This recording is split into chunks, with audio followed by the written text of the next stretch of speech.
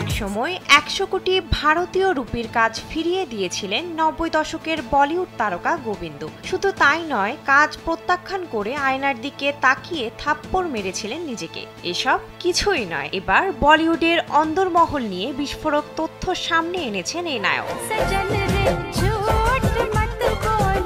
সম্প্রতি গোবিন্দ দাবি করেছেন, বলিউডে একসময় ষড়যন্ত্রের শিকার হয়েছিলেন তিনি। ভারতীয় গণমাধ্যম সূত্রে জানা যায়, অভিনেতা মুকেশ খান্নাকে দেওয়া এক সাক্ষাৎকারে এই নায়ক জানান, ক্যারিয়ারে একের পর এক সুপারহিট সিনেমায় কাজ করেছিলেন তিনি। তার সফলতা দেখে ঈর্ষান্বিত হয়েছিলেন অনেকেই, সহ্য করতে পারছিলেন না তার এই জনপ্রিয়তা।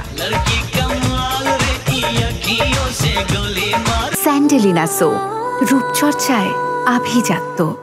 গোবিন্দ বলেন, আমি মানহানিকর পর্যায়ে গিয়েছিলাম এবং এটি পূর্ব পরিকল্পিত ছিল। ইন্ডাস্ট্রি থেকে তারা আমাকে সরিয়ে দিতে চেয়েছিল। আমি বুঝতে পেরেছিলাম তারা সবাই শিক্ষিত। আমি অশিক্ষিত ও বহিরাগত হয়েও তাদের জায়গায় প্রবেশ করেছি, তাই তারা আমার সঙ্গে খেলা খেলতে শুরু করে। আমি তাদের নাম বলতে পারছি না, তবে কাজের কারণে ইন্ডাস্ট্রিতে এখনো টিকে আছি।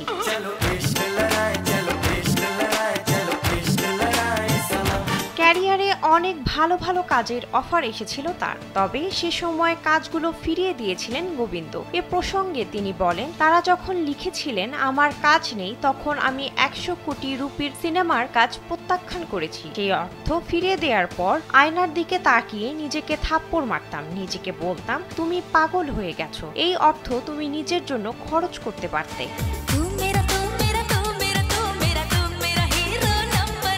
1986 সালে ইলজাম সিনেমায় অভিনয়ের মাধ্যমে বলিউডে অভিষেক ঘটে গোবিন্দর। তারপর একের পর এক হিট সিনেমায় কাজ করেছেন 90 দশকের এই তারকা।